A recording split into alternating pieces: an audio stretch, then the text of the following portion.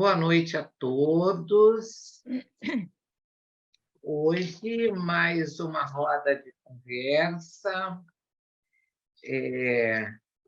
Agradeço muito a vocês que se inscreveram para estar conosco nesse dia 3 de julho. Já estamos na metade do ano de 2023 e há pouco conversava com os colegas aqui presentes na bancada, dizendo que já chegamos na metade do ano. Há pouco tempo estávamos iniciando as rodas de 2023, já estamos passando da metade das rodas para a finalização deste ano, e hoje falando, não é, da psicanálise literária, uma área da arte e da cultura em Freud, que nos atravessa, né, através das narrativas, das contranarrativas, da poesia, não é, da escrita, da arte, não é?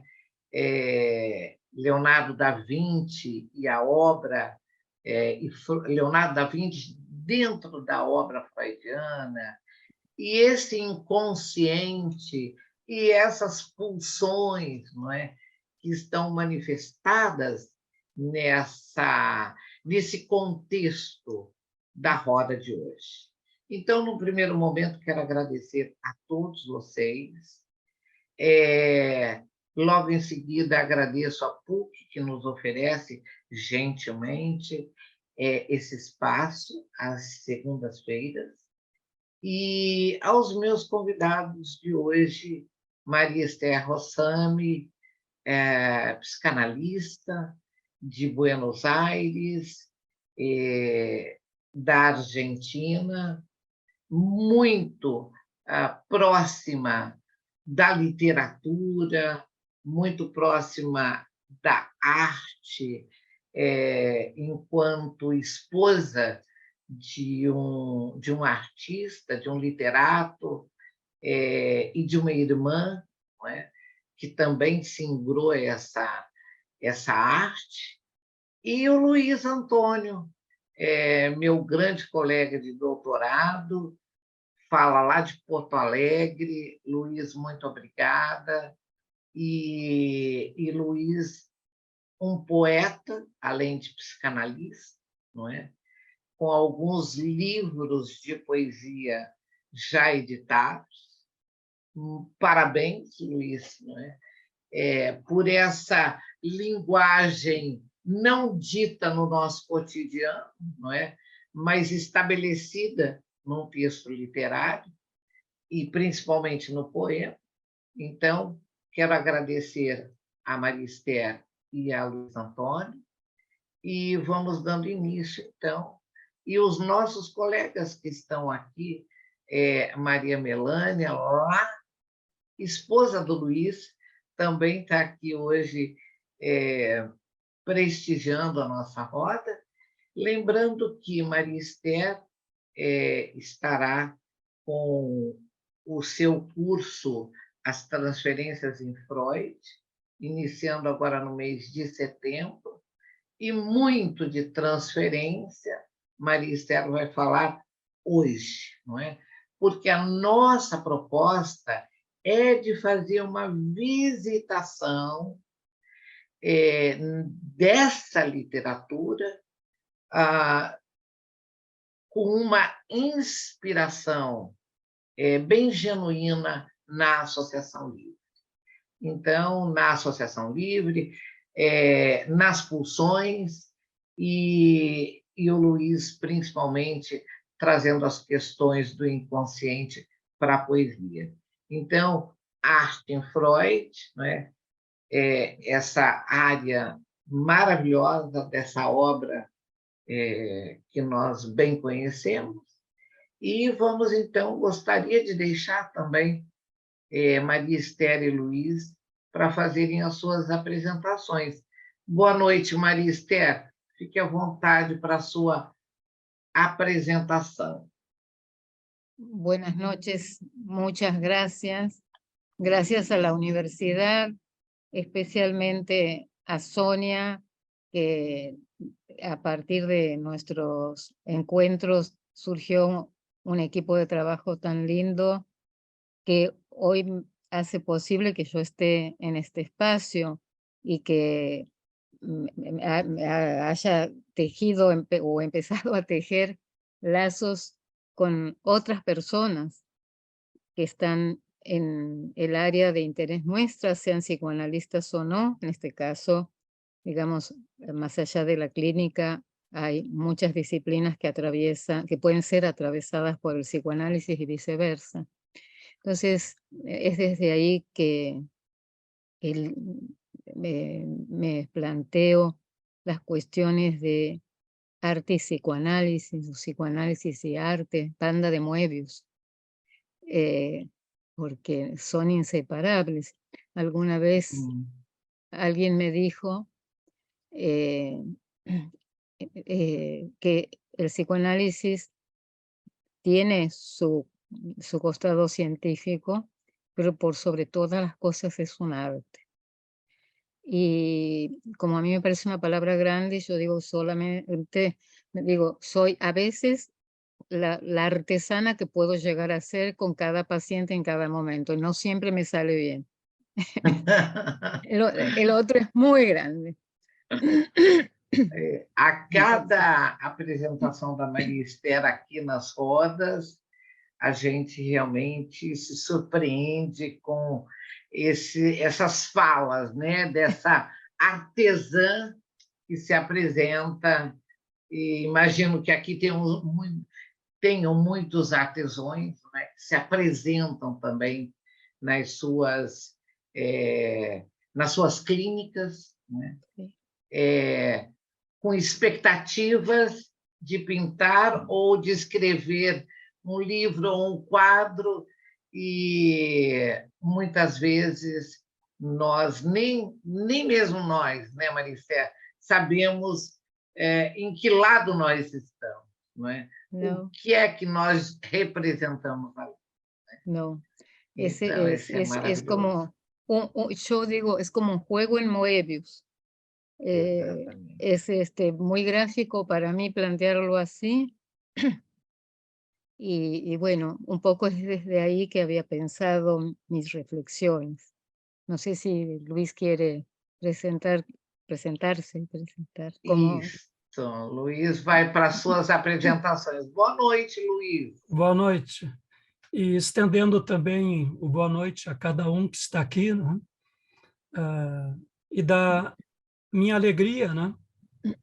Minha alegria e também de uma certa expectativa no sentido de corresponder aos objetivos deste nosso encontro, desta nossa roda, né? E eu diria assim, quando a gente escreve um texto, quando a gente dirige a palavra para alguém, a gente tem a intenção de comunicar algo, né? E a comunicação que brota da nossa oralidade, né? Ela tem algo de profundamente, eu diria assim, libidinal, né? Claro, pode ser uma libido de vida, né? Mas como a palavra gera vida, a palavra às vezes também ela pode gerar a morte, né? A destruição de um sujeito, de uma coletividade, mas nós, eu diria assim, vamos sublinhar aqui a palavra enquanto uma libido de vida, né? E tão importante para nós. Bom, meu nome é Luiz Antônio, sou psicanalista aqui pelo CPRS, Círculo Psicanalítico do Rio Grande do Sul. Minha formação básica é filosofia, tem algumas especializações na área de sociologia, de educação, né? O doutorado, como a Sônia frisou há pouquinho, né? Junto ali na Argentina, na UCA, Universidade Kennedy, onde a gente tem o prazer desses encontros, né?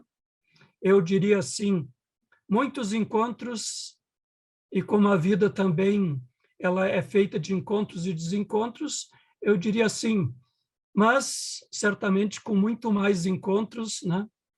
E eu diria assim, pode haver pequenos desencontros, né? Como inclusive um desafio de um doutorado e um pós é, por exemplo, uma tese, né? E como a tese daqui a pouco faz a gente, às vezes, tremer as pernas, né? E talvez ali alguns desencontros, né? E a gente tem que correr um pouco atrás, né? Também aqui... Exatamente, né, Luiz? Sim. A gente precisa sempre estar correndo atrás, né? Desses encontros e desencontros, dessas narrativas, dessas contranarrativas, né? E esses encontros, você falou a palavra encontro, nós estamos aqui nessa roda de conversa há 3 anos, não é? 2020, 2021, 2022, fechando agora já o 4º ano de roda de conversa. Sim. E parece que nós começamos ontem. Não é? Então, parece que tudo ainda é muito novo, mas já um livro já registrou uma parte dessas rodas. O ano que vem já teremos o 2º volume do Cirandeando, não é? Então, a gente se propõe a ocupar esse espaço, como o Luiz falou, pulsional, libidinal, Marister falando de pulsão já, Luiz falando de libido, não é? Então, todos esses desejos que compõem cada sujeito que está aqui hoje. Então, só para lembrar, o nosso chat está aberto, vocês podem interrogar, vocês podem colocar ali as suas perguntas, e durante o nosso Cirandeando hoje, dessa conversa, tá? Nós também vamos colocando as perguntas de vocês, respondendo, complementando, enfim, fiquem à vontade para também estarem se pronunciando. Tá? E dando continuidade, não vou dizer começando, porque nós já começamos, né? Hoje de tarde, assim, eu já estou aí uns 4, 5 dias, eu diria assim, com uma leve angústia, né? Mas a angústia, ela não é só patológica, né? É a angústia deste encontro que está acontecendo ao vivo, né? Não é uma gravação onde você pode fazer cortes e recortes, né? E, casualmente, hoje à tarde,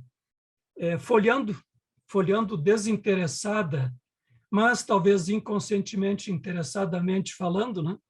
Eu me confrontei com 2 livros aqui que é bastante caro para mim, o autor, já que estamos falando de escrita, psicanálise literária, né?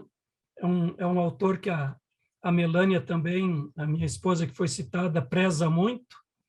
E casualmente, assim, numa página não chega a ser nem apresentação, aquele pensamento inicial, né?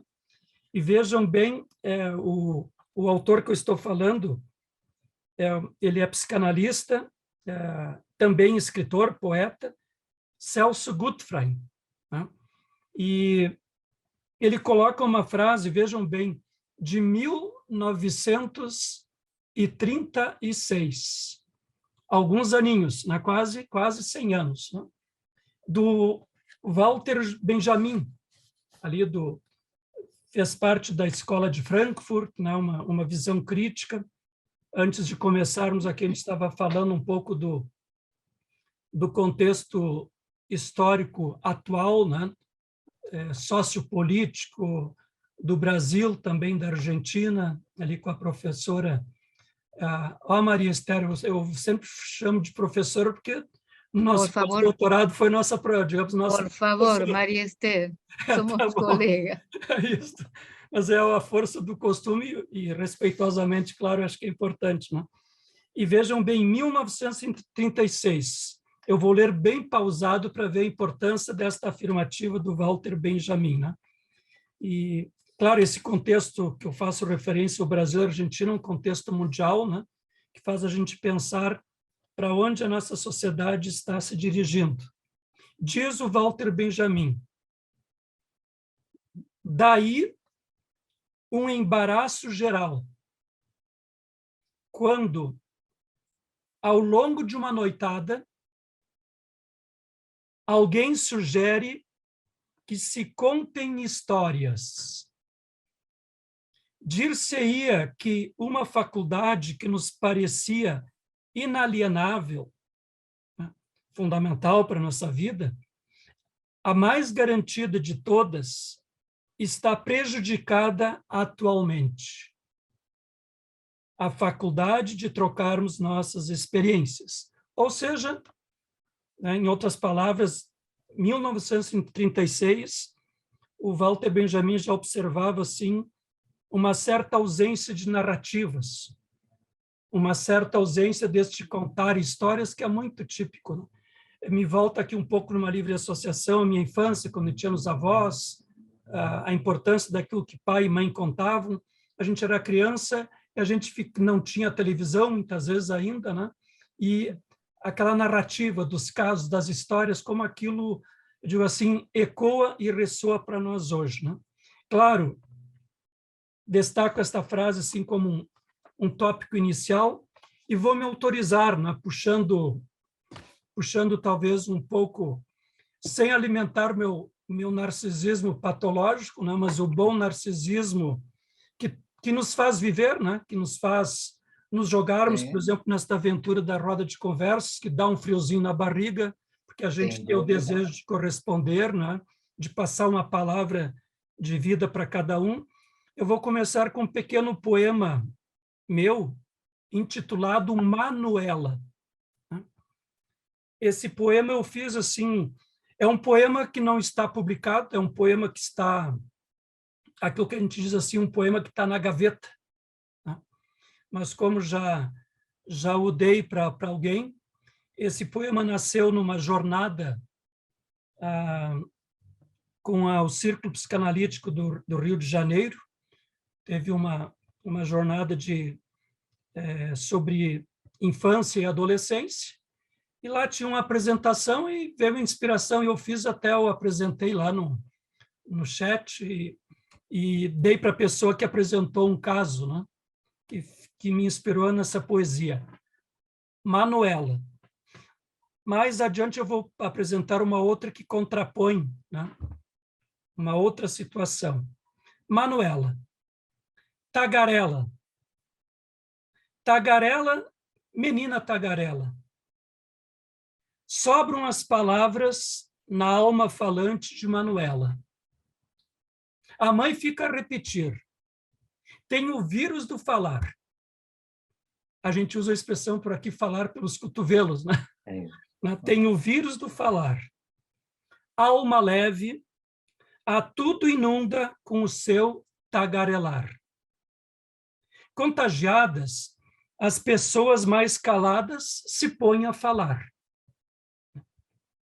Gosta, como gosta de ouvir menina tagarela. Sente-se feliz, pois tagarela rima com Manuela. Tagarela, tagarela, Manuela, tagarela.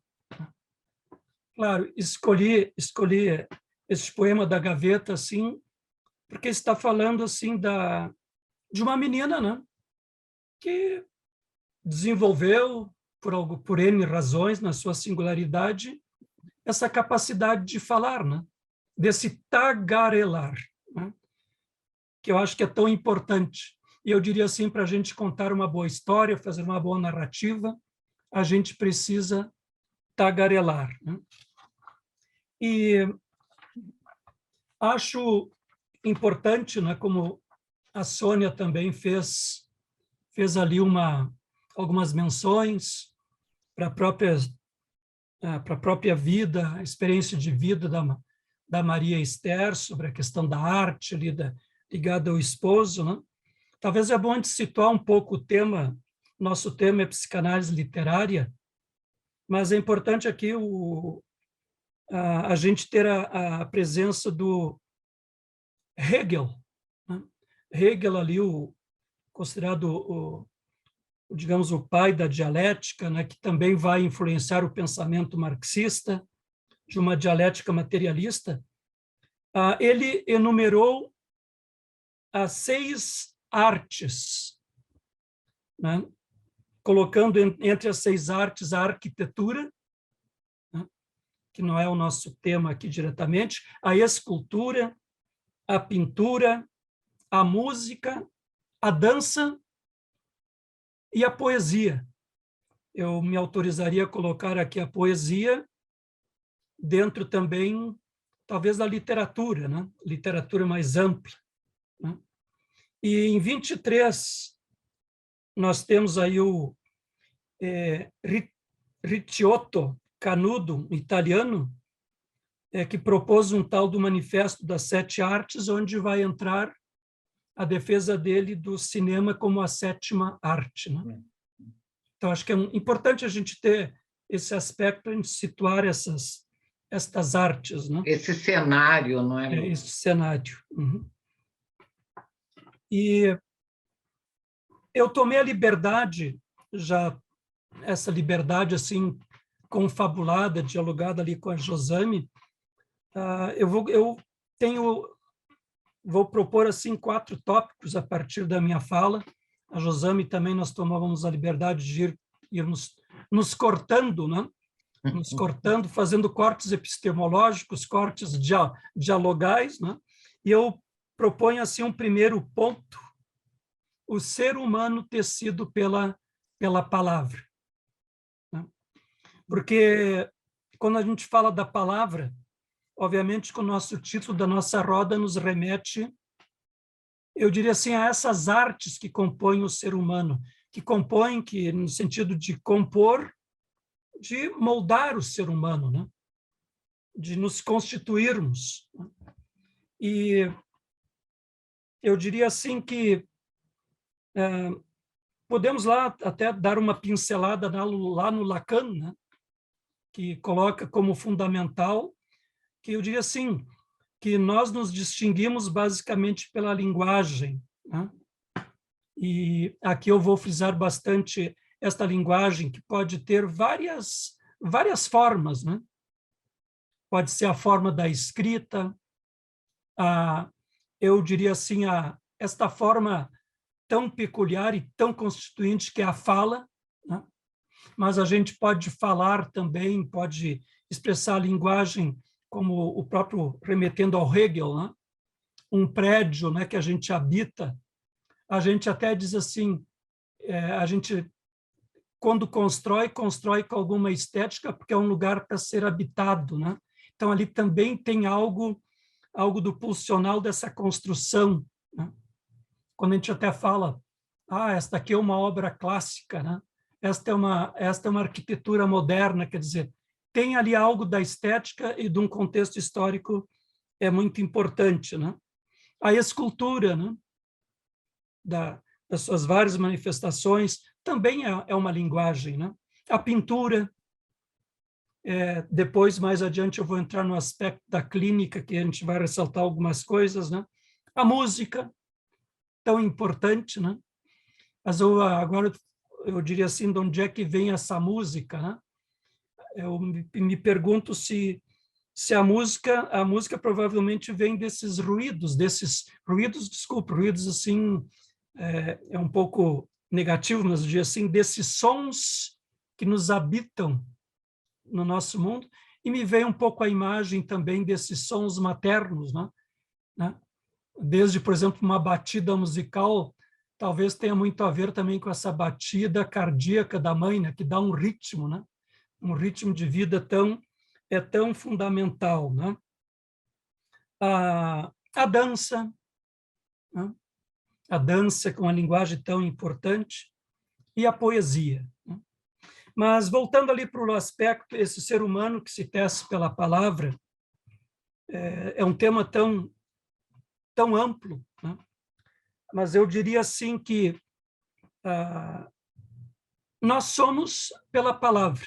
E até hoje à tarde, enquanto borbulhavam os devaneios, a gente fica assim já vivendo um pouco eu digo assim, antevendo, configurando, né?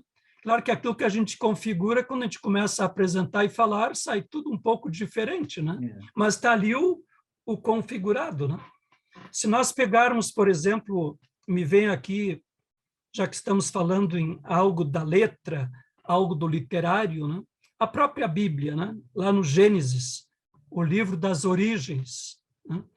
Tem uma parte do Gênesis que a própria divindade, né? O próprio Deus, né? Ele diria assim, o danado, né? Como ser absoluto, como ser que não tem, vamos cair para o nosso lado psicanalítico, é um ser que não tem falta, né? Mas ele precisou se apresentar, né? Ele precisou usar a palavra, né? Claro, a Bíblia, na sua construção humana, Deus precisa dizer, no mínimo, que ele é. Eu sou. Né? Mas quando ele diz assim, eu sou, ele precisou usar, assim, o recurso da palavra para apresentar a sua identidade. Né? Então, acho que é um aspecto importante. Me lembrei do Cântico dos Cânticos, né?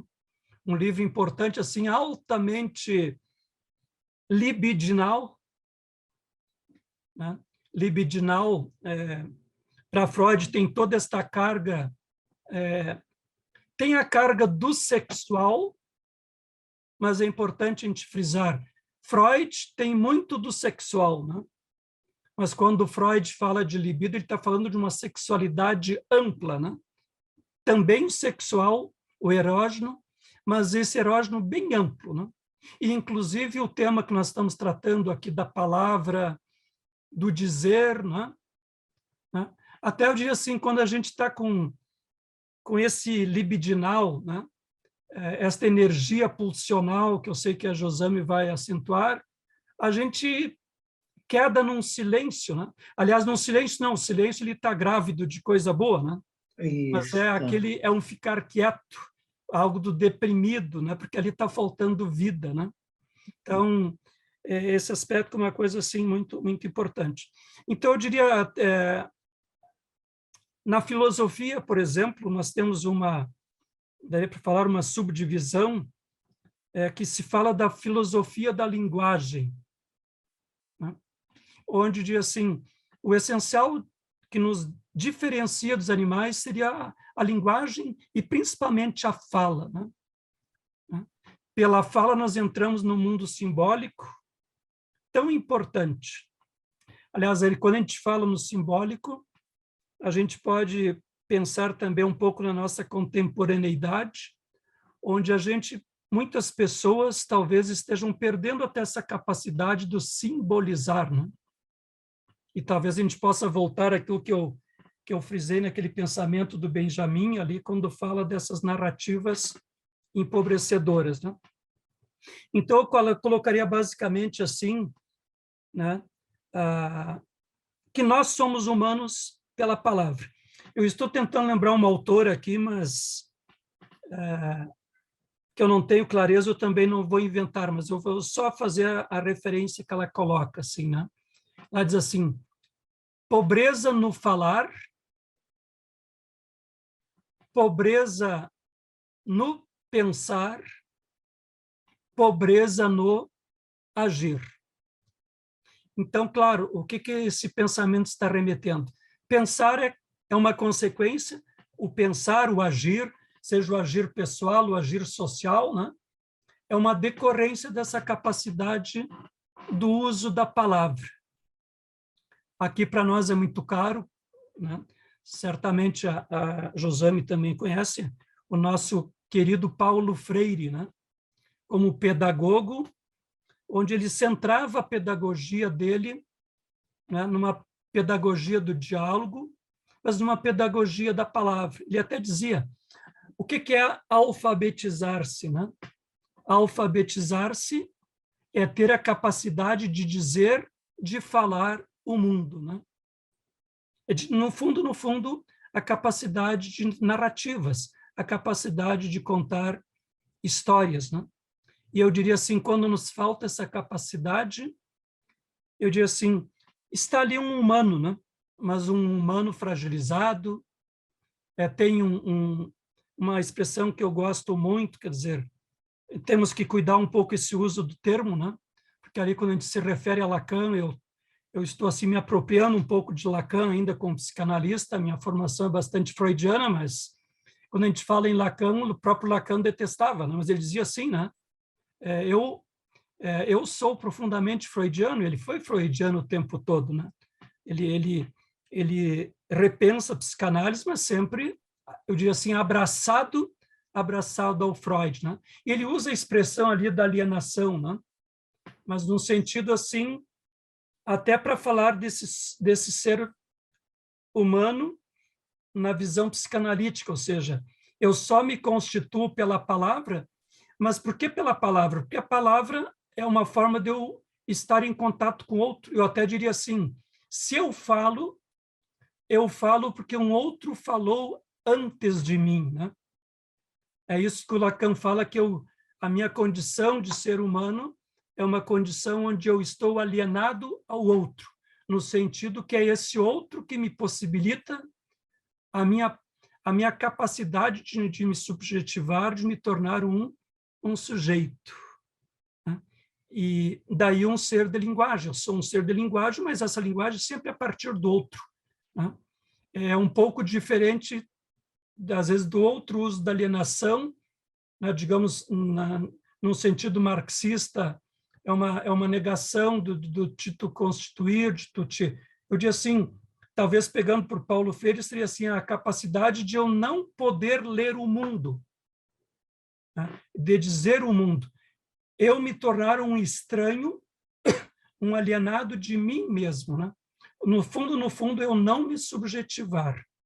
Então, é nesse sentido que eu trago esse aspecto, assim, né? Tem tanta coisa para se colocar, mas a gente vai costurando e levando adiante. Eu não sei, Josame, eu digo tem que me cortar porque o gravador... Então, eu ia até, exatamente, você trouxe tão bem duas questões, né? O do historiar e de Paulo Freire, quando ele diz, né, a palavra, você se conecta com o universo, né?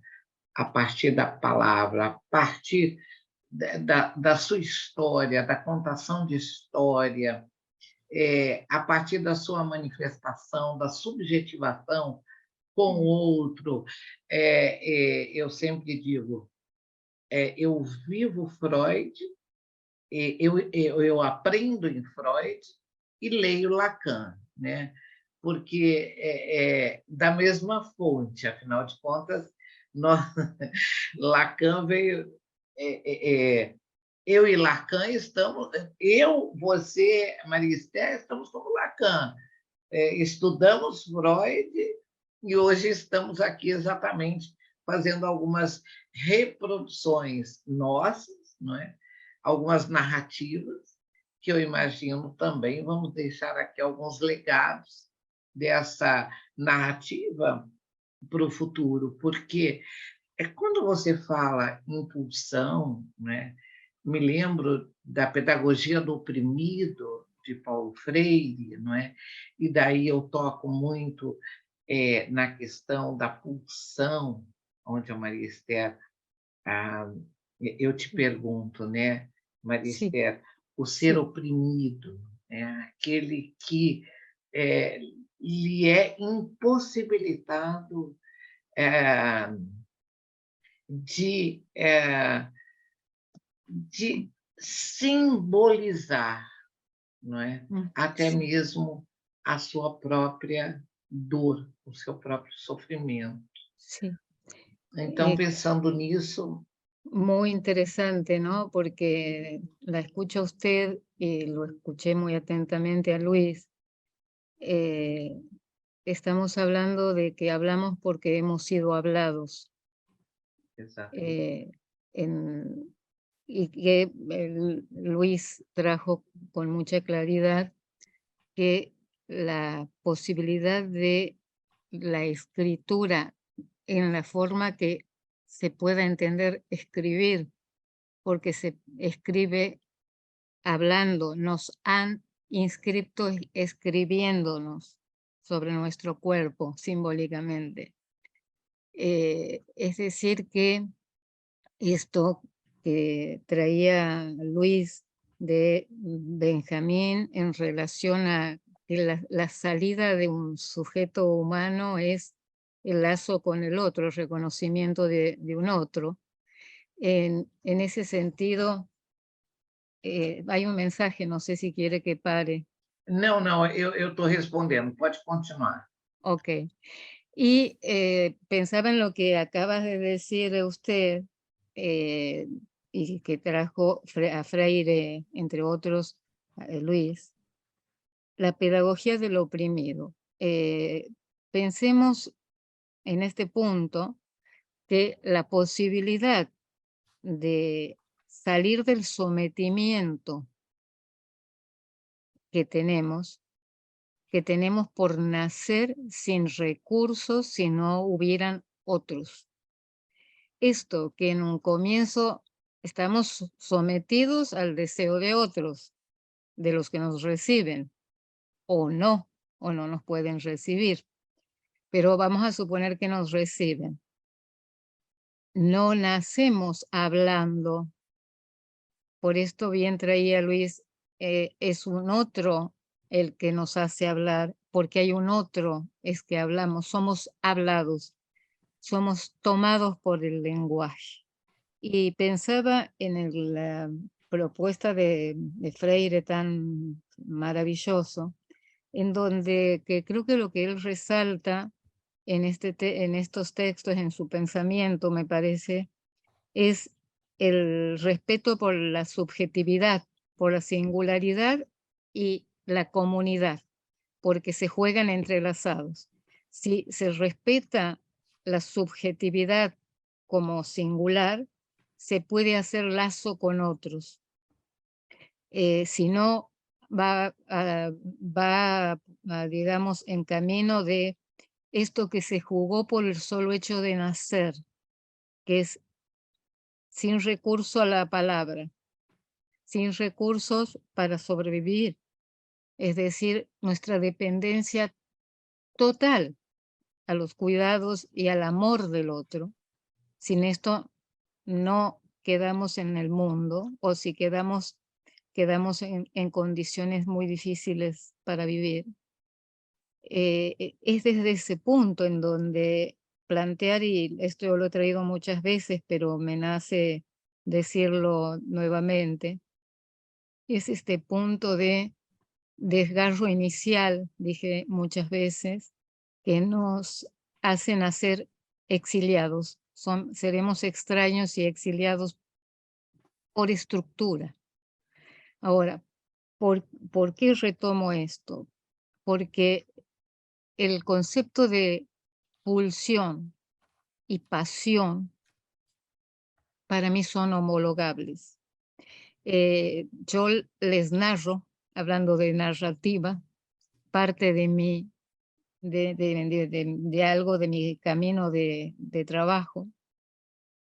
En realidad, mi tesis de doctorado en psicología social lleva por nombre De pasiones y destinos, el libro ya, ¿no? No la tesis planteada más formalmente, pero los recortes que devinieron en una publicación, De pasiones y destinos, contribuciones psicoanalíticas a la orientación vocacional. De eso se trató el tema eje de mi investigación por muchos años. Y el título pasiones plural y destinos plural, porque hay tantas pasiones como sujetos y tantos destinos como sujetos. Partió de un fallido mío en un grupo de colegas. Yo quise decir de pulsiones y destinos y dije de pasiones y destinos. En realidad el inconsciente es sabio, porque esto me... Exatamente. Esse inconsciente sabe. sabe, me hizo trabajar mucho el concepto de destino, por supuesto, el concepto de pasión, pasión, pulsión. Si trabajo pulsión, estoy trabajando pasión. Si trabajo pulsiones y sus destinos, estamos trabajando pasión, pulsión, pulsión que enlazada se convierte, como ya lo dijo Luis, en enlazada a la vida y al producto de Manuela hablando y hablando, el virus del hablar, que me pareció muy, muy hermoso, a pesar de que seguramente no lo aprecié en su totalidad por no manejar el idioma, pero igual me llegó mucho. Pensaba en esto de en dónde o hacia dónde se dirigen las pulsiones. En realidad, lo que Freud va a plantear con mucha claridad desde el comienzo es que la pulsión, su objetivo fundamental es la satisfacción. Desde ahí, para situar, nacemos para morir, dice Freud, una obviedad, no tan obvia cuando tenemos conciencia de la vida, porque hacemos todo lo posible para creernos infinitos. Por eso surge lo que surge en la clínica ante este punto de lo insoportable de encontrarse con la castración, con la falta. Con esto que muy bien claramente graficado por Luis, él traía, en el comienzo fue el verbo, ¿no? Y la palabra. Ahora, no hay una sola manera de escribir y no hay una sola manera de hablar, sino que el hablar tiene que hacer discurso, nos enseña Freud y lo retoma Lacan con estas palabras. El inconsciente estructurado como un lenguaje, no es un lenguaje en sí mismo, está estructurado con las operaciones del lenguaje, que son condensación y desplazamiento en Freud, metáfora y metonimia en Lacan, son lo mismo. Por esto yo, todo esto lo he hablado muchas veces, pero los resitúo porque me parece que es para poder referenciar a esto que Lacan nos ayuda a ponerle un nombre y una figura topológica, como son hablar de los 3 registros, real, simbólico, imaginario. En Freud podríamos decir, lo real es la pulsión de muerte, lo simbólico es la fantasía inconsciente, lo imaginario es el yo, y tenemos los mismos registros que nos dice Lacan, graficados por Lacan de una manera facilitada, porque con poner 3 letras sabemos de qué a qué nos referimos. Ahora, esas 3 instancias se anudan solo si la operatoria que hace posible que un sujeto devenga enfrentado con las leyes de la cultura, inscripto con las leyes de la cultura, deviene, por ejemplo, neurótico. Pero es muy complejo el trabajo del psiquismo para llegar a decir nosotros que estamos aquí hablando de psicoanálisis y somos artesanos, parece natural. De natural no hay nada. La vida es pura construcción. Entonces, ahí está la arquitectura, ¿ve, Luis? Es pura construcción. ¿Y alrededor de qué se construye? De un vacío. Ahí donde estaba un terreno baldío, un terreno sin nada, se empiezan a poner ladrillos hasta que se hace una casa. No es diferente la construcción utilizando otras herramientas. Esa es una expresión, una forma de escribir, porque ¿qué escribe el que dice esta es arquitectura clásica, es moderna? Está situando lo que marca una época, por ejemplo, en la arquitectura. También Luis aquí trajo y marcó mucho 1936 a Walter Benjamin. Es decir, que las épocas hacen su efecto. Por eso hemos trabajado tanto con el equipo que hemos conformado en la Universidad Kennedy y después con todos ustedes con los que hemos intercambiado, la diferencia entre constitución de psiquismo y construcción de subjetividad. Y ahí también vuelve a aparecer lo que traía Luis, porque Luis hablaba de las narrativas de cuando éramos chicos, más o menos los que somos contemporáneos a Sonia, Luis, etcétera, ¿verdad?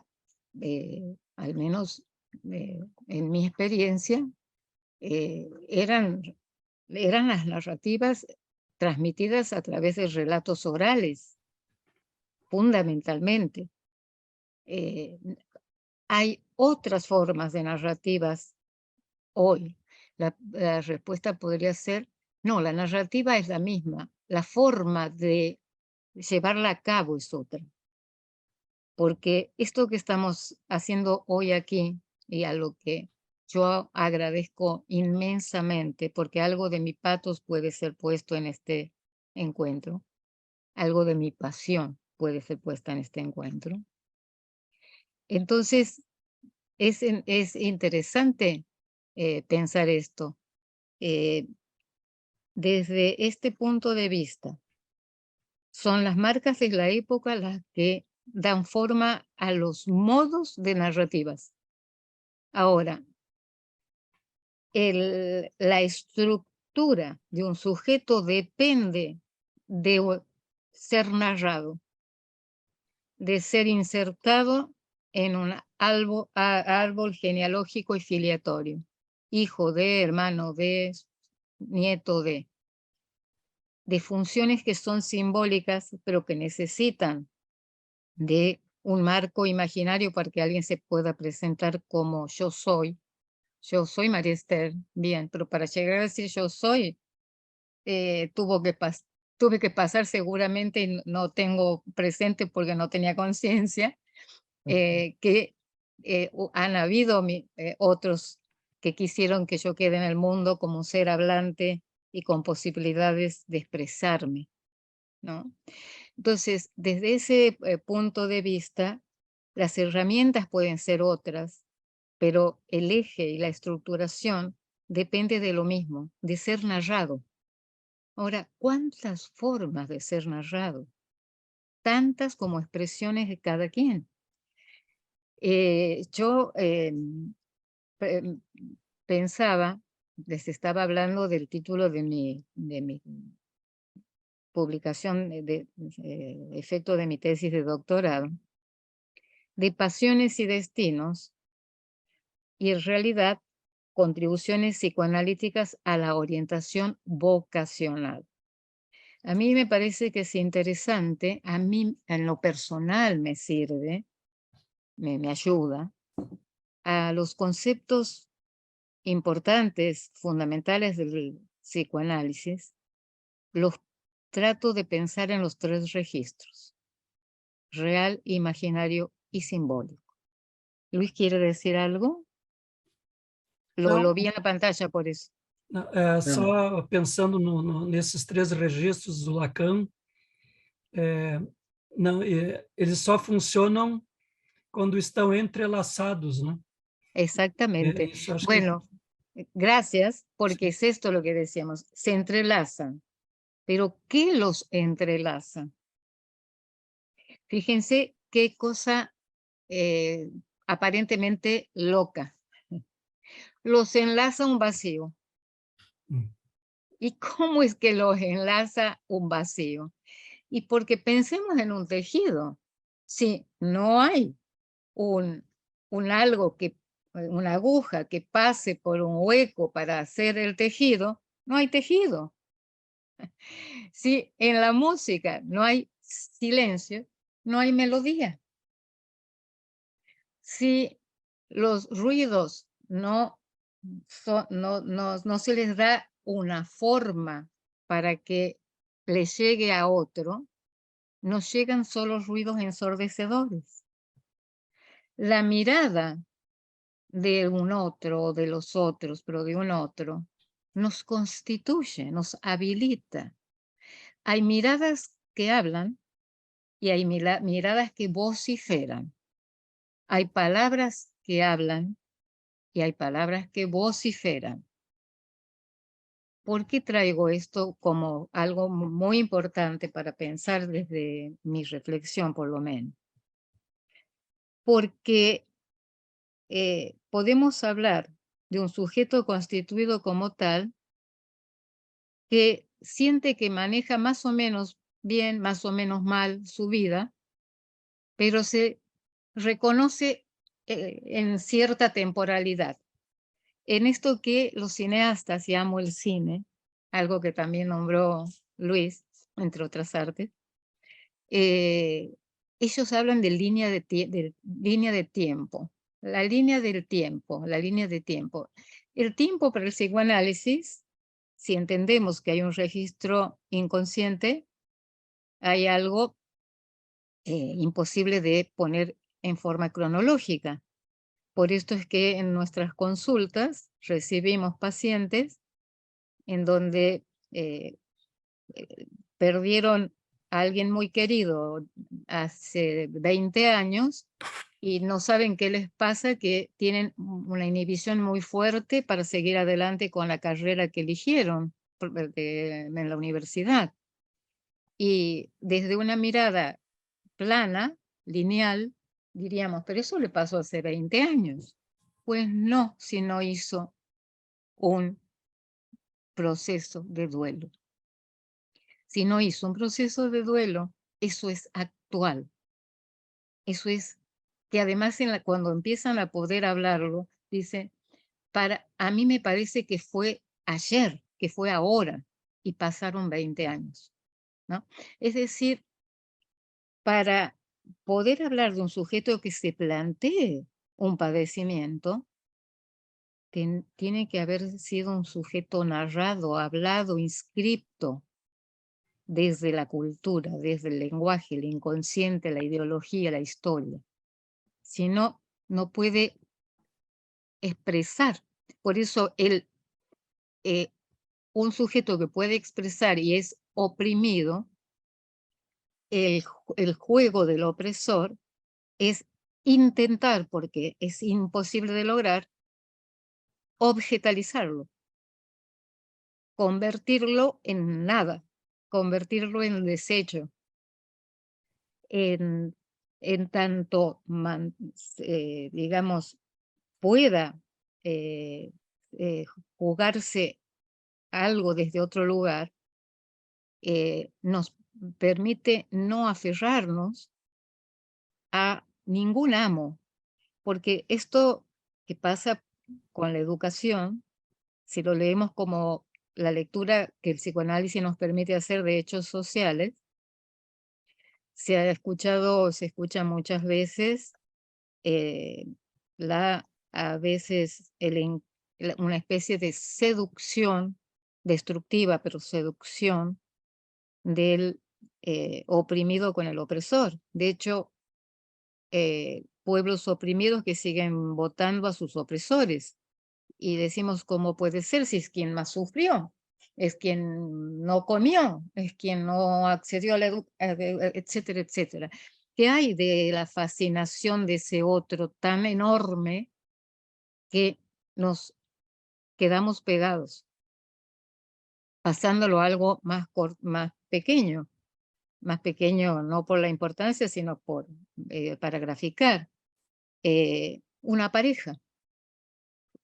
parejas donde se vinculan desde la violencia y consultan porque padecen la violencia de su compañero, su esposo o su esposa. En general suelen venir mujeres hablando de violencia de género, violencia, maltrato, etcétera.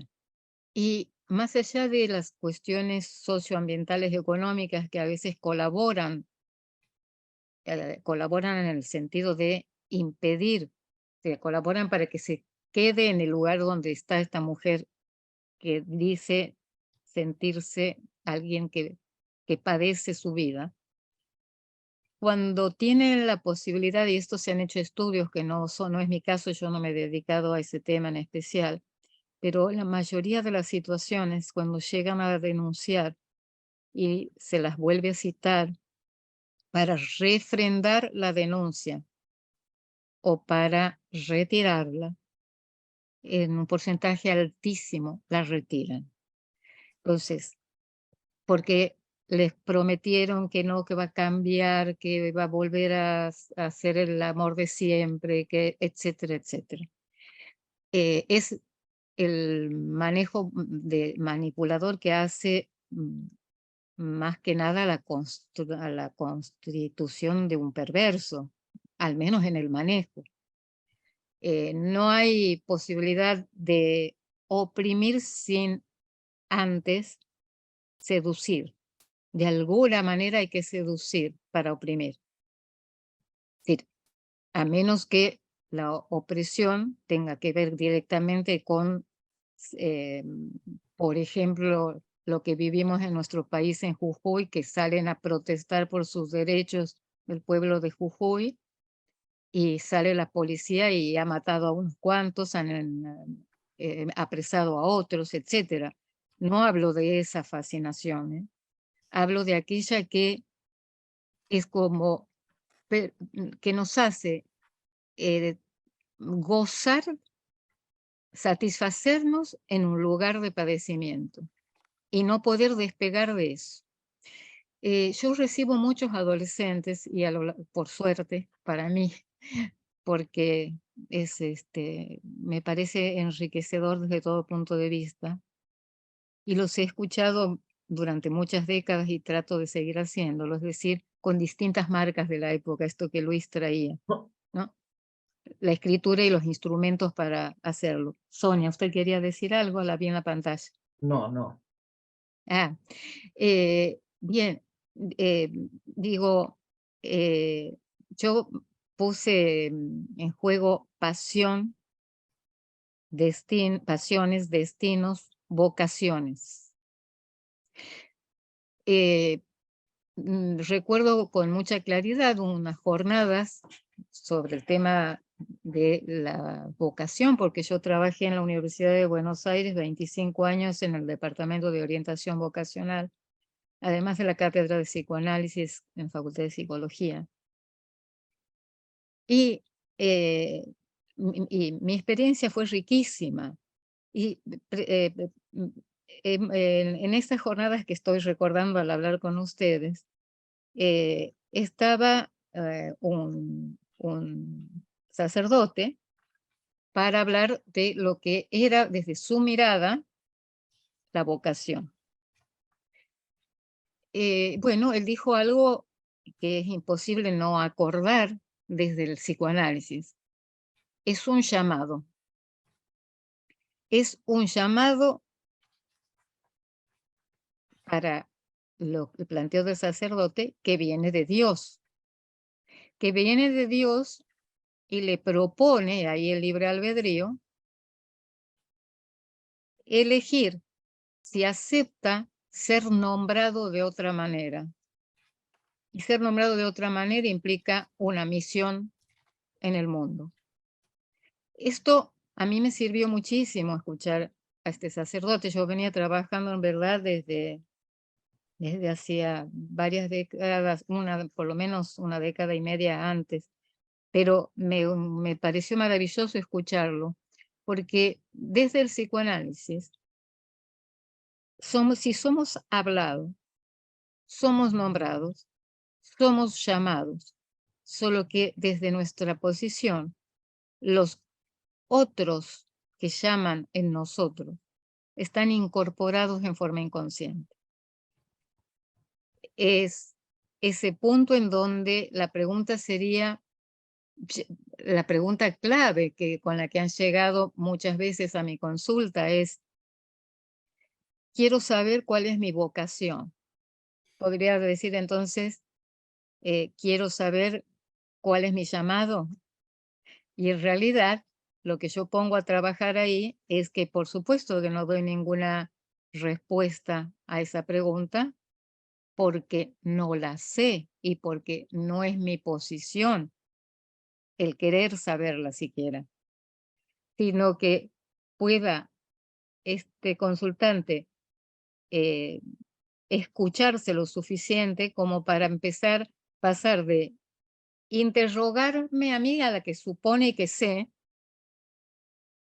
decime qué estudio, decime qué carrera hago, decime con qué voy a ser feliz, etcétera, etcétera, etcétera. A esto yo en mi trabajo de tesis lo llamé entrevistas preliminares, tomándolo de Freud y de Lacan, pero digamos poniéndolo en ese contexto, donde llega con una consulta que podemos llamar síntoma de inicio, de llegada, pero eso no implica que esté, que haya hecho un síntoma de su pregunta. Ese es el trabajo de las entrevistas preliminares, que este adolescente, en lugar de preguntar a ese otro que yo represento para él en ese momento, pase de preguntarme a preguntarse. Es la construcción de un síntoma que hace posible o no el ingreso a un análisis. También hay la posibilidad de pensar un síntoma construido en el proceso del análisis. Escucho algo como una grabación, no No, sé. Ah, ok. a gravação deu uma oscilada. Ah, ok. Y también hay una nueva construcción si hablamos de un ciclo que se cierra de un análisis. No porque necesariamente vaya a construirse algo nuevo para el mundo, nuevo para el sujeto. Porque si está hecho de letras y de textos, está, digamos, y atravesado por el lenguaje inconsciente e ideología, estamos hablando de los 3 registros nuevamente. Si llevamos esto al concepto de ser llamado, llamar y ser llamado, implícito en el concepto de vocación en el diccionario de la lengua española, pero planteado desde el sacerdote, desde otro lugar, por supuesto. Y pensaba lo que nos enseña el psicoanálisis. Si nos encontramos con que un otro no tiene respuesta a todo, quiere decir que no tiene todo. Si no tiene todo, algo le falta. Si algo le falta, desea. Y allí una pregunta muy interesante, que tampoco es racional. ¿Qué quiere ese otro de mí? ¿Qué me quiere? ¿Qué quiere? Que en los planteos de los jóvenes y adolescentes que he recibido, sigo sosteniendo en mi clínica, siento que nadie espera nada de mí. Me dicen, sos bueno para nada. Bueno para nada. Bueno para nada, qué difícil enlazar la pulsión si el lugar que me da el otro es nada. No sos nada para mí. Bien, si el sujeto es neurótico, tenemos muchas chances de que esa voz que le dice sos nada pueda convertirse en un relato alrededor de esa nada, en un texto alrededor de esa nada. No hay, aunque suene repetitivo, no se puede construir más que desde el agujero, desde la nada. Y en ese punto, yo creo que es importante pensar las diferentes formas de poner frente a otros no es el objeto que nosotros somos. El amor se basa en eso. La transferencia, el amor de transferencia, implica encuentros y desencuentros, como hablaban hace un rato. Es entre encuentros y desencuentros que se sostiene un amor. Porque si lo llenara todo, el deseo caducaría. ¿Y por qué? ¿Qué es el amor en definitiva? No es que tenga una definición. Ahí donde aparece un agujero, el amor hace de enlace. Las quejas de no puedo encontrar a nadie, no logro enamorarme de nadie, nadie se enamora de mí. Ahora, si lo que esa persona muestra es que no le hace falta nada, está muy lejos de que ese agujero sea apresado desde el amor y el deseo. El agujero posibilita el deseo. Y el agujero es imprescindible enredarlo con alguna forma de amor, porque si no, la mezcla y desmezcla de la que hablamos, si hablamos de neurosis, en la desmezcla lo que tenemos es un avasallamiento de la pulsión mortífera, de aquello que nos hace dejar partes de nuestro cuerpo, partes de nuestra vida, de nuestros proyectos o la vida misma, en sacrificio a que ese otro se mantenga completo. Es decir, le entrego mi vida en sacrificio. Tema que he trabajado mucho también y que también a mí me ayuda a leerlo en los 3 registros. Entonces, si ser llamado, ser escrito por otro, ser inscripto, implica el entrelazamiento y enlazado por un nudo que nunca se rellena, queda un agujero, como en cualquier tejido.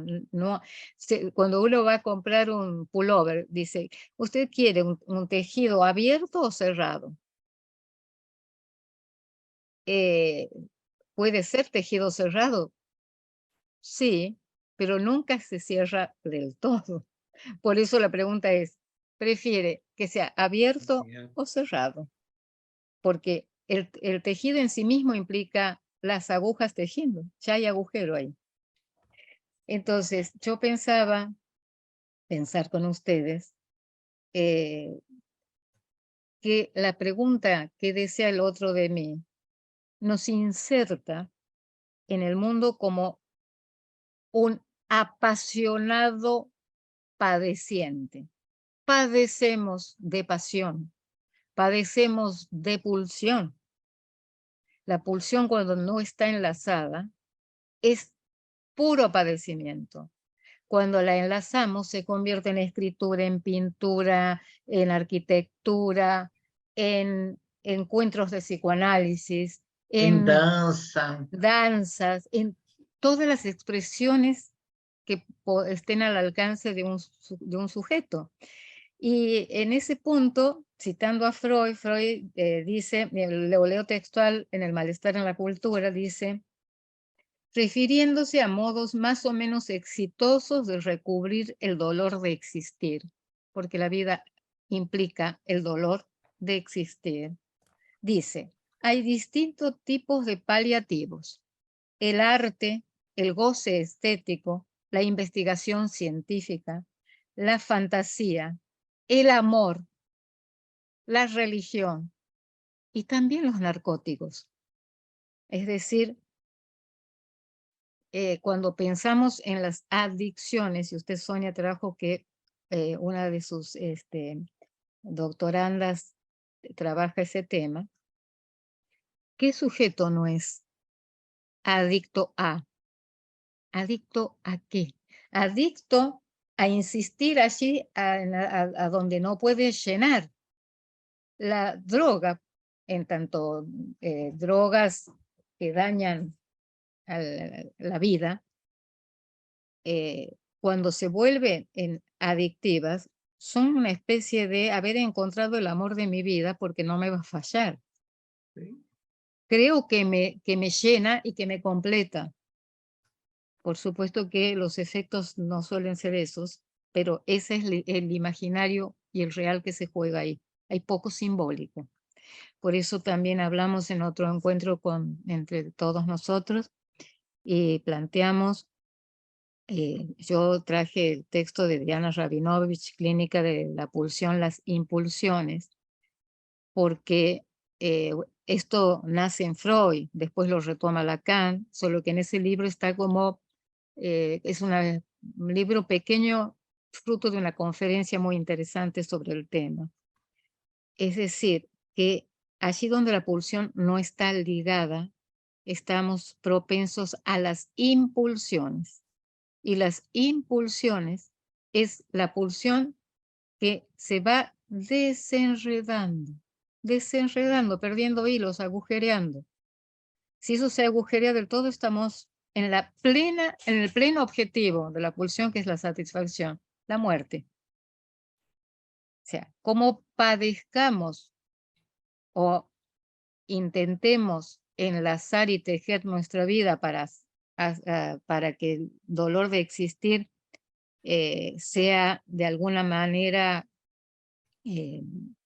suavizado, porque no se puede vivir sin eso. Somos eso. Es decir, un sujeto en el mundo, un sujeto que puede decir que es un apasionado. Ahora, la Maria pasión, Esther, sí, você citou agora há pouco, e eu me lembrei de dois casos, não é, clínicos meus, onde a inscrição de jovens tem sido o corpo. sí, Então, esse corpo como um arquiteto da construção de um vazio, sí, e neste corpo eu gosto de usar a palavra duelo, onde você muitas vezes faz tatuagens que são obras de arte, de pintura, de arte claro, maravilhosas, sí, né? São sí, artísticas, né? sí, Mas quando você, como eu sou apaixonada pela arte, a arte da música, do canto, da dança, da tatuagem, não é? sí, Mas para tudo isto, você precisa saber nomear o que você está inscrevendo no seu corpo. sí, Então, a falta dessa nomeação, sí. né, que eu acredito que você vai falar agora. A falta Pode continuar. de esa nominación, a veces termina tatuado desde la cabeza a los pies. Y entonces ya no tiene el valor simbólico de una Nenhum. inscripción que nombra y que simboliza algo, Exatamente. sino un cuerpo que no termina de poder simbolizar lo suficiente, entonces necesita marcas y marcas, rellenarlo. E daí, dessas marcas, nós temos a automutilação. Totalmente.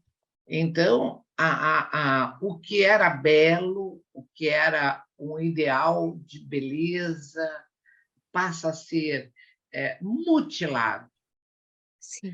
Ora, pela pulsão de morte, não é? Sí, Numa construção de um corpo que busca uma beleza porque não encontrou a sua beleza interna. E daí essa paixão da nomeação do outro para com ela, ou com sí, ele, sí. para com este sujeito. Yo creo que Mas usted está mesmo hablando assim, de algo Sônia, assim, sumamente... Perdón, Luis, ¿quiere decir algo? não, mesmo assim, eu acho que quando a Sônia colocava essa questão das marcas do corpo, né? Sônia, tu usaste um verbo, né? Inscrever no corpo, Escrever. Sí, né? Quer dizer, de alguma forma, botar uma letra nesse corpo, sí, apesar de ser uma letra não simbolizada, né? Mas Exato. pode ter um simbólico ali. E eu sí, acho que é interessante isso que a Josami também está trazendo, ali do Lacan, esses 3 registros, né? O registro do real, do imaginário e do simbólico. Claro que talvez assim no comum das vezes a gente pode ser levado a associar o real como realidade. Eu diria que a realidade é uma parte, pode ser mas esse real é sempre isso que nos escapa, né? E eu diria assim que talvez até esse corpo marcado por esses cortes e sí, outras formas, né? sí, Pode ser o piercing, etc. Talvez seja uma forma assim de na fantasia, né? De uma fantasia de conseguir, talvez é um grito de apreender esse corpo. de una inscripción. É uma inscrição, né? E estava até pensando um pouco nesse sentido, me lembrando, hoje à tarde me lembrei um pouco do próprio Freud, quando ele iniciou a própria clínica, né? Ali com as histéricas do século XIX, e a primeira paciente dele, a Ana O, né? Sí, E a Ana O, para ver assim o mérito da psicanálise, daqui a pouco nós, de forma alguma, descredenciando o Freud, que a gente não estamos longe disso, né? Pela genialidade e pelo que o Freud representa, né? sí, Mas o Freud era um cara muito capcioso e inteligente, né? Porque a psicanálise, o Freud, ele construiu o edifício da psicanálise. construyó, él É, construyó. mas ele construiu a partir de toda uma busca, né? Destas perguntas que eu diria assim, o bom cientista, o bom médico, né? O bom clínico vai se fazendo no percurso, quer dizer, Essas inquietações, né? diante Sí, dessas histéricas que foram chegando, né? sí, Eu diria assim, estava talvez um Freud um pouco apavorado, né? Porque sí, claro, nem a psiquiatria da época dava conta, e nem os claro, médicos davam, porque os médicos rejeitavam as histéricas. Tanto, sí, mas aí a Ana Ró traz, diria assim, a sí, Freud así, se deve à psicanálise ao Freud, né? Mas eu diria assim que talvez a grande raiz, né, esteja na Ana, né? Porque a Ana chegou e disse assim, o Freud, eu quero falar, né? Deixa eu contar as minhas coisas, deixa eu narrar, né? Déjeme hablar, Deixa-me déjeme hablar, falar, né? Ou seja, deixa eu falar das minhas coisas. E aí como Manuela, a genialidade do Freud, né? la Porque genialidad de Freud de soportar la castración, é, porque, a ver, que decimos Freud, decimos que una paciente le diga, no, no es por ahí. Y es el aprendizaje permanente, ¿no? sim, Yo agradezco las intervenciones que están haciendo Sonia y Luis, ustedes, al traer todo este tema, porque pensaba también en el propio Freud eligiendo lo que eligió, comillas. Él dice en Biografía del Escolar, creo que es, no, bueno, no lo tengo tan a mano ahora, él dice que él se interesó por las ciencias naturales, por la medicina, etcétera, etcétera, A biologia, la né? biología, pero, y estudió, de hecho, fue neurólogo, ¿no? Entonces, pero dice, siempre me incliné sentí atracción, no lo dicen esos términos, pero como si dijéramos esto, la posibilidad de hacer algo por quien padece. Y creo que lo inventó desde ahí, Sí. ¿no? Es en este punto donde yo reflexiono y digo, cualquier salida productiva, cualquier posibilidad de poner el patos, la pasión en algo, nos permite enlazar algo del padecimiento. Ahora, no inventa cualquiera. Freud inventó el psicoanálisis, pero los comunes mortales que somos todos nosotros, y Freud era mortal y se mostraba en falta, porque en el mismo texto decía, me equivoqué, ahora pienso esta otra cosa, ¿no? Digo, para traer lo humano como humano, es el punto en donde esto que somos, si no está puesto en algo que se mueve con la vida, queda encima de nosotros y esto se llama melancolización. No hay nadie más apasionado que un melancólico. El patos está todo encima, que es la base misma de cualquier duelo. La sombra del objeto coagula el yo, dice Freud en Duelo y Melancolía. Ese es un texto básico para poder hablar de todo lo que estamos hablando, para hablar de psicoanálisis. Se necesita pensar que la vida son duelos permanentes. Y yo quería traer dos ejemplos muy pequeñitos, no me voy a extender en eso, pero para ilustrar, porque yo dije de pasiones y destinos, contribuciones psicoanalíticas a la orientación vocacional. Tomé eso como pivote, pensando todos los conceptos importantes en los tres registros. Yo no es que tengo una hermana artista y tengo un esposo artista. ¿Y por qué lo hablo desde poniéndolos en presente? ¿Porque están vivos físicamente? No, porque están vivos en su obra. Se vive en lo que uno produce. Y de hecho, en un catálogo, no sé si se ve, de una muestra que se hizo en el Museo Eva Perón aquí en Buenos Aires, sobre la obra de Eva Perón, que fue uno de los temas que Daniela Josami, mi hermana, tomó, porque tomaba los mitos populares, de alguna manera trabajó de expresionismo, pero y también trabajó temáticas referentes a todo aquello que tuviera que ver con, con las expresiones, las creencias y los mitos. Marister, tinha uma convidada que gostaria de ver mais uma vez a capa.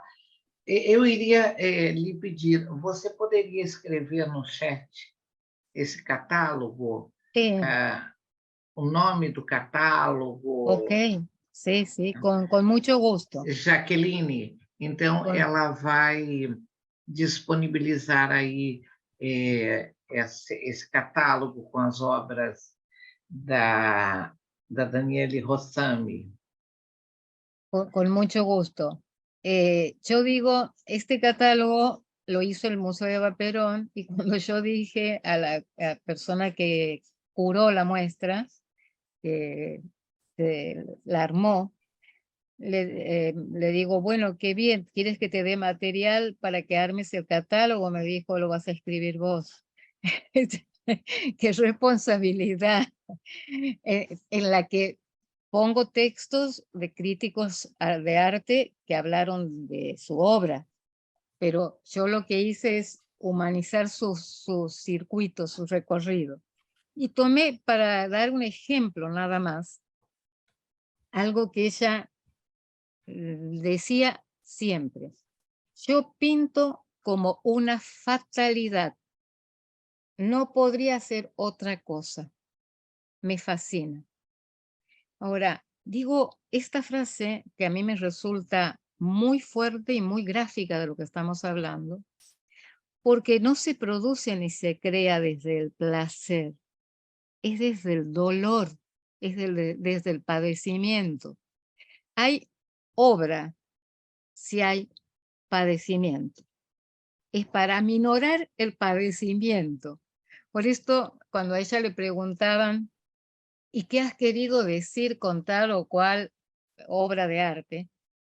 Ella contestaba, es lo que ustedes, lo que sientan ustedes es lo importante. Porque ella decía, yo no puedo explicar mis obras. Bueno, uno puede describir, pero explicar por qué, comillas, me salió esto, si es al objeto causa de esta obra, no lo puedo nombrar, por eso lo pinto. Entonces, cuando decimos que el autor, al menos desde mi punto de vista, que el artista dialoga con el espectador, en realidad le da un pretexto al espectador para que arme su propio texto. No le da un texto, le da Rosane, un aqui pretexto. nós temos o nosso grande poeta gaúcho, ele tem uma frase mais ou menos assim, que não é o leitor que lê o poema, mas é o poema que lê o leitor, nesse sentido, né? Así es, Acho que se así aproxima es. do que tu estás trazendo, né? Bien, es esto, ¿no? Esto desde la obra de Daniela, que yo creo que a mí me han preguntado en alguna oportunidad, gente que no sabe de mi vida, ¿no? Daniela vive en Santiago y yo contesto, Daniela vive en su obra. Con mi esposo me pasa lo mismo y lo digo en presente porque él también vive en su obra. Él fue librero, anticuario y de usado de cebo, como dicen ustedes, Isso. toda su vida. Construyó una librería con escenarios, un escenario antiguo, cálido, receptivo para la palabra, el diálogo y el intercambio. Y él decía, entre otras cosas, voy a leer un párrafo nada más, él escribió este libro que se llama Estantes, Memorias de un librero anticuario, la escribió en el 2004 y yo la reedité con las correcciones que él había hecho a mano en el 2020. Y es muy curioso porque él dice, leo un párrafo muy cortito, ¿no? En verdad, la pasión por leer es aparentemente una pasión más entre tantas. Sin ir más lejos, hace pocas horas vi un programa de televisión sobre barriletes y pensé, esa pasión por los barriletes me reconforta. Espero encontrar algún libro sobre barriletes. Es el ligar a un libro con su apasionado. Él dice, no hay pasión que no pueda contagiarse con una buena lectura. Es algo serio, por eso amo los libros y esto me ha llevado a conocer a miles de apasionados. Cuando a él le preguntan por qué, bueno, una entrevista que gracias al cielo y al universo la encontré en un cassette, imagínense la época no había CD todavía, no había nada de esto. Le preguntan y él dice, quizás fue una melodía la que me llevó a ser librero. Quizás no. Lo que sí sé es que fui arrastrado por una corriente irresistible. Por eso, lo que quede de mí será pulpa de papel y tinta. Otro libro. Y de hecho, toda su librería yo la he donado a la Biblioteca Nacional de la Argentina, que está en Buenos Aires, a la mayor biblioteca que tenemos en el país. Y dato curioso y muy misterioso a la vez, muy reconfortante, es que yo me enteré después que hay toda una historia sobre la construcción de la Biblioteca Nacional, que duró muchos años su construcción, distintos gobiernos, etcétera, porque se la empieza a hacer en la época del peronismo, ahí vivieron Perón y Evita, ahí murió Eva Perón, etcétera. Entonces los que vinieron después lo pararon todo, bueno. Se termina de construir con varios arquitectos muy reconocidos, uno es Clorindo Testa, y Clorindo Testa en una entrevista que la encontré en YouTube, para que se den cuenta cómo, y así investigué qué más había escrito sobre el tema de la construcción de la Biblioteca Nacional. Clorindo Testa tenía al lado suyo un caparazón de un gliptodonte, de un gliptodón. Y dijo, cuando cavamos para hacer la biblioteca, encontramos un gliptodón. Y adivinen cómo se llamaba o se llama la librería de mi marido. El gliptodón. Uno de los trabajadores de la biblioteca, que fueron 6 meses durísimos, íbamos 3 horas por día todos los días, que no lo conoció, era un chico muy jovencito, en 6 meses tomó cuestiones de las historias referidas a Alejandro, mi marido, y su librería biblioteca, como la llamaba él, tenía expuesto ese nombre.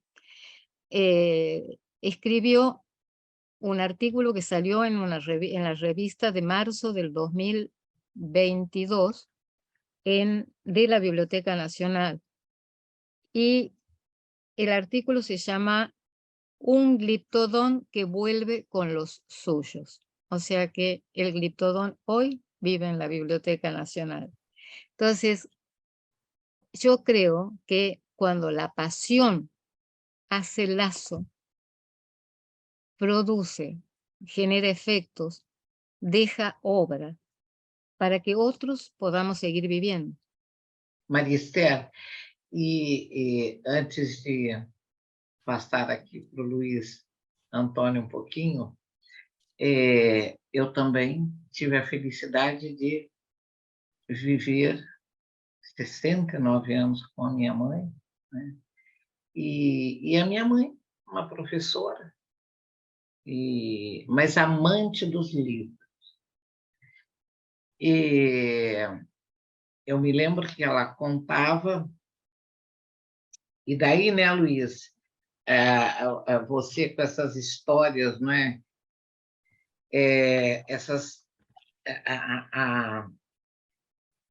Que o Paulo Freire fala, né? Desses relatos, dessas narrativas, e eu aqui viajando agora por essas terras, esses espaços, né? E você falou do livro do seu marido, Estanques, e eu me recordei de um poema da minha mãe que se chama Estanques, onde ela dizia que as estantes são lugares onde as minhas paixões se conectam. Que maravilhoso. A partir dos livros, dos quais não conheço os autores. Então, exatamente nessa conexão, né, de lugares, de olhares, não é? Uma estante, né? Quando você cita o nome do livro, eu me lembro o nome de um poema. Que maravilha. E exatamente aí, não é? Nessas imensas obras literárias escritas, não é? Em forma de conto, de narrativas, de poemas, não é? por ali, não é? E ela, eu me lembro de quando ela fez esse poema, ela me deu, porque eu tive uma escola, e a primeira coisa que eu fiz na escola foi montar uma biblioteca. Maravilha. E, ao fazer as estantes, ela dizia, né, é por aqui que os autores se conectam, andam, porque a Sim, escola era uma escola de informática, né? Então, exatamente nessa paixão, nessa busca, né? Inconsciente claro. dessas paixões, né? Uhum. Que ali estão. E eu, nas minhas divagações, né? Nas minhas memórias, eu imagino as livrarias e as bibliotecas à noite, não é? Onde deve existir muitos ruídos, não é?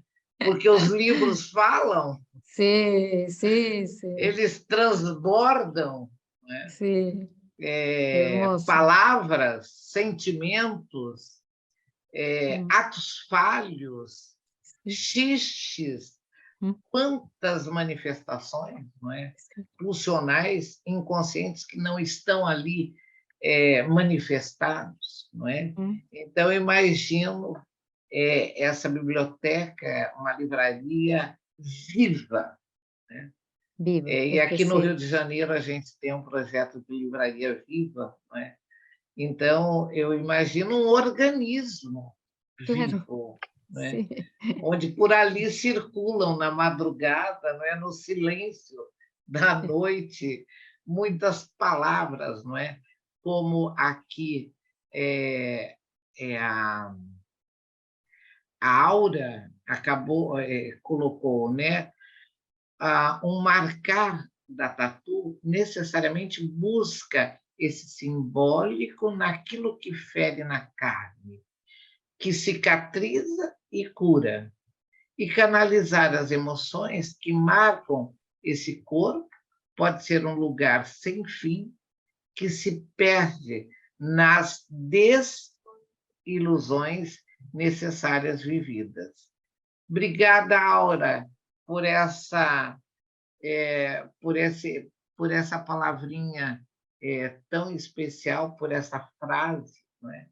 Exatamente, tão repleta de emoções, traduzidas num livro, num poema, numa tatuagem, não é? mm, Mas sempre marcada pela dor. así es, Dor que pode ser uma ilusão ou uma desilusão. Não é? sí, claro, Luiz, E me parece assim que, acho que dentro desta tríade do imaginário, do simbólico e do real que a Josame trouxe, e a Josame também insistiu bastante no aspecto da clínica, né? sí, E da questão da própria palavra. Fiquei me perguntando um pouco dessa nossa alienação ao outro, esse outro que é a condição do nosso tornar-se sujeito. Eu fiquei perguntando na figura desse outro e desses outros mais próximos mm, de nós, que são os nossos pais, né? Para fazer uma ligação um pouco com o autor que eu citei há pouco, e vi ali pelo chat que alguns se interessaram por autores que falam desta clínica com criança e tudo mais, que eu vi que a Sônia eu coloquei, acho que a Melânia também, né? Melânia colocou, É, eu coloquei a obra da Maria Esther. isso também, é verdade. E eu fiquei me perguntando assim se na dinâmica deste real, deste imaginário e simbólico, o papel e a possibilidade desse entrelaçar dessas três dimensões com essas figuras parentais, né? sí, E até desse simbólico um tanto empobrecido no contexto contemporâneo. E E, obviamente, aqui eu me autorizo a citar esse autor, Celto Gutfreund, que ele insiste muito no papel dos pais, no papel enquanto função Sim, e sim, desse sim. constituir-se humano, da importância das histórias e das narrativas que os pais vão tecendo junto aos filhos. E tem deste lançamento dele recente, não sei se dá para ver. No, no Tá, lo veo. você pode colocar para a gente Ahí, ver. Não, o já libro de está lugares. colocado. Ah, já está. Entrando Ok, na internet se acha.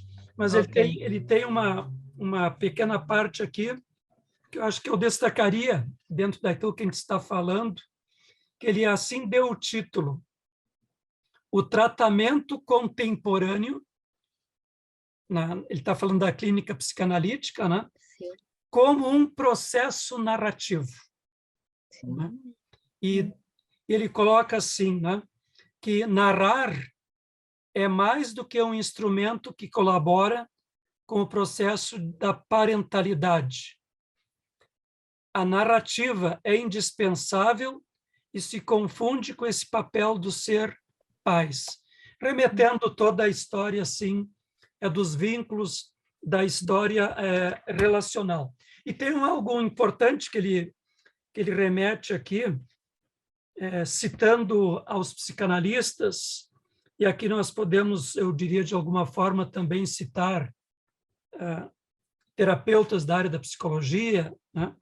Ele coloca assim: o psicanalista contemporâneo também pode ser considerado um poeta ou um narrador, abrindo espaços para a acolhida de uma história e a construção de outra. Pode parecer um pouquinho paradoxal, não? Acho que a Josame há pouco também colocava essa questão assim que, na verdade, uma análise, um atendimento psicanalítico é deixar aflorar a palavra do paciente, a narrativa do paciente. Mas eu diria assim que o psicanalista, ele também está nesse circuito da palavra do paciente. E até a gente indo, eu diria assim, na nossa clínica contemporânea, ou quando nós estamos, às vezes, tratando de casos mais graves, casos mais regressivos, eu diria, a nossa clínica contemporânea, nós temos a neurose, mas a neurose ela está, digamos assim, eu diria quase que num segundo plano, como sintomas, né? Nós temos, assim, casos bastante graves onde ali há uma carência do simbólico. E me parece que a carência do simbólico também há eu diria assim, que é muito mais do que o esvaziamento da palavra. A ausência da palavra, né? Então, em algum momento, eu diria assim, você recebe um paciente bastante regressivo, eu já tive essa experiência na clínica, que o paciente que está no nível da agonia, né? Da ausência da palavra. Eu diria assim, que a gente, na terapia, no próprio tratamento, a gente, diria assim, jamais vai ter o efeito de uma possível terapêutica, ou se quisermos falar de uma cura, de um resgate de algo saudável nesse paciente, se a gente der a palavra para o paciente, que isso está na ordem do impossível. Mas eu uso uma expressão assim, que a gente, em algum momento, começa e precisa emprestar a nossa palavra para que este simbólico, né, e esta palavra do paciente comece a emergir, né? E ali comece a brotar um certo sujeito. Sí. Então, eu acho que isso está dentro dessa dinâmica aí desse simbólico imaginário, né? Sí, E claro. de um real, né? Que nos constitui em si, né? Então, é um autor que eu destacaria bastante como importante. Sí. Lembrando, né? Tem um autor que foi o autor da minha tese de doutoramento ali, foram as tribos urbanas, o Michel Maffesoli, que ele, como sociólogo, ele fala de uma libido vivendi, né? E tem uma parte que ele traz a etimologia da poesia, né? E eu me autorizo, assim, na minha perspectiva pessoal, de colocar assim que eu diria que todas as artes que nós citamos ali a partir do Hegel, como você também repetiu, a questão da pintura, da arquitetura, né? Eu diria assim que são costuradas pela poesia, no sentido aqui do Maffesoli, né? Quando ele pega a raiz, a etimologia de poesia lá do grego poiesis, né? Poiesis, que significa o ato do criar, né? E o ato do criar, eu diria, ele tem toda essa dimensão do inconsciente, da nossa falta, eu diria, desse sofrimento que na clínica a gente às vezes recebe um paciente, eu quero que tu tire meu sofrimento. Diz, olha, desculpe, mas isso aí eu não vou conseguir fazer para ti, né? Né? Eu diria assim, nós podemos trabalhar, significar esse sofrimento teu aqui, mas o sofrimento é uma condição humana, né? A condição humana no sentido desse ser que falta, né? Ou seja, desse real que está sempre, de alguma forma, a nos escapulir, né? Eu diria assim que a gente dá pequenos toques neste real, né? E a poesia, todas essas artes que nós aqui hoje à noite fomos, eu diria assim, quase numa livre associação, né? Fazendo essas costuras, a poiesis como criação, eu diria assim, é uma tentativa a gente habitar um pouco, né? Habitar não, mas tocar este real que nos traz e nos inunda dessa estranheza, desta falta, e a gente está constantemente a buscar, né? Nessas artes, na poesia, né? E por aí vai, né? Sí, totalmente de acuerdo.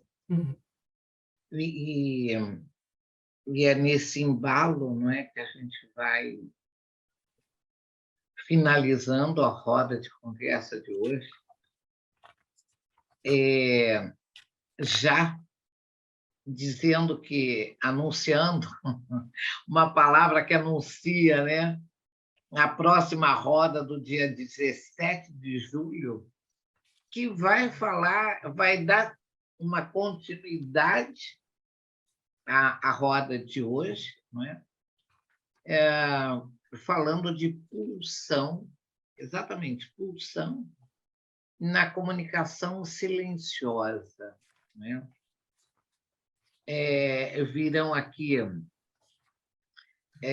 dois jovens, não é? O Júlio e a Duda, falaram um pouquinho sobre a questão da invisibilidade humana. Então, o que que provoca, né, essa invisibilidade? O que é que silencia essa palavra, não é? Qual é a pulsão que vai perpassar essa comunicação, não é? Como hoje nós falamos da literatura, brilhantemente o Luiz fala de Hegel logo a hora que abre, né? E Hegel e as suas maravilhas, não é? Nos falando do que é belo, do que é fundamental, do que é estrutural para esse sujeito estruturante, não é? Então, e Maria Esther trazendo toda essa gênese, não é?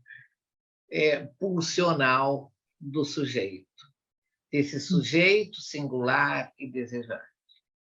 Eu gostaria de convidar o Luiz para as suas despedidas de hoje. O Luiz volta ainda este ano, Maria Esther também.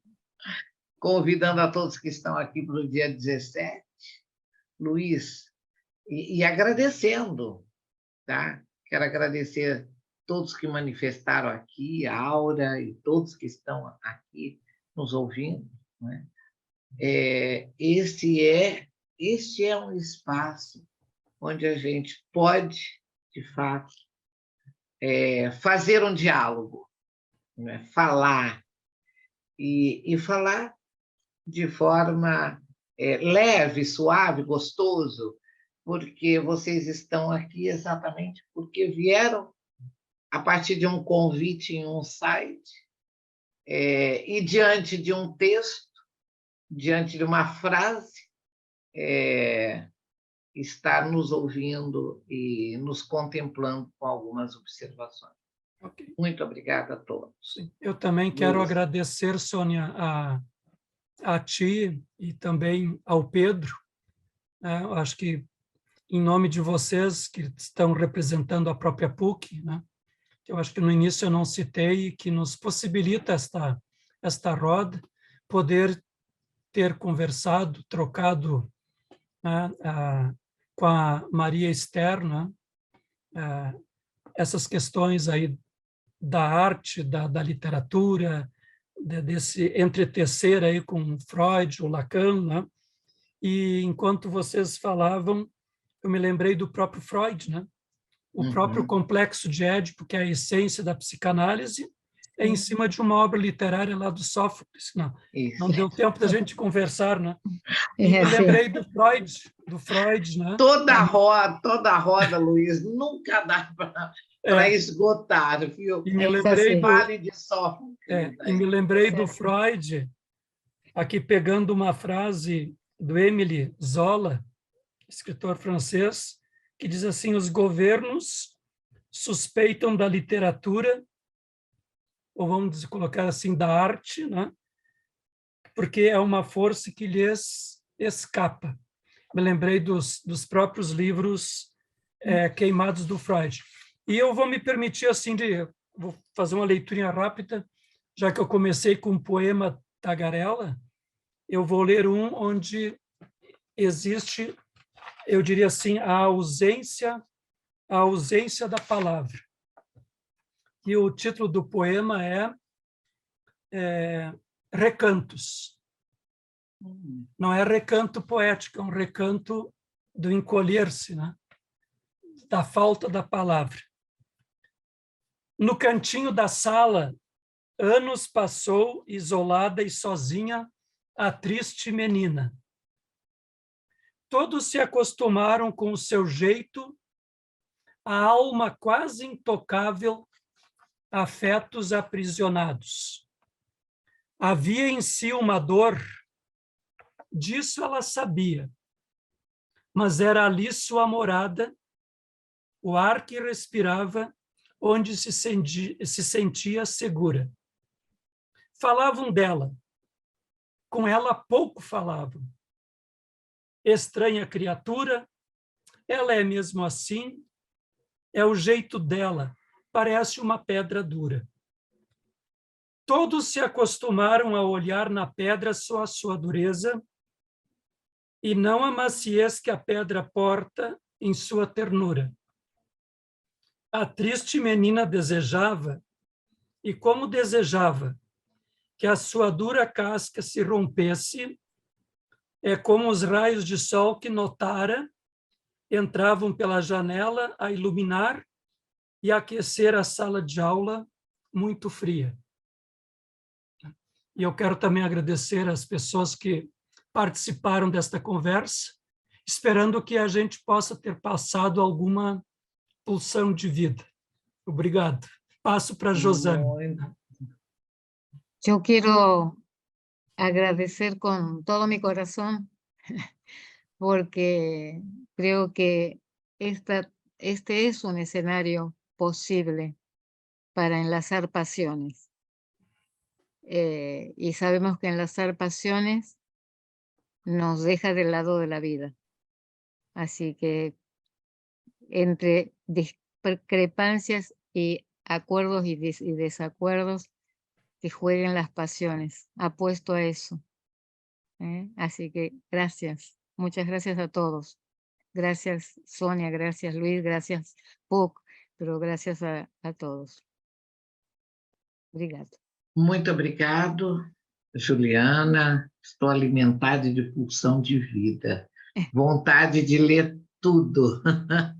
Juliana, realmente, o Luiz acabou me deixando emocionada aqui, quase que eu não consigo dar o meu boa noite a todos vocês, até o dia 17, mas realmente falar de pulsão de vida é falar dessa minha biblioteca aqui que está na minha frente, Sim. sempre me dando desejo de avançar a cada dia.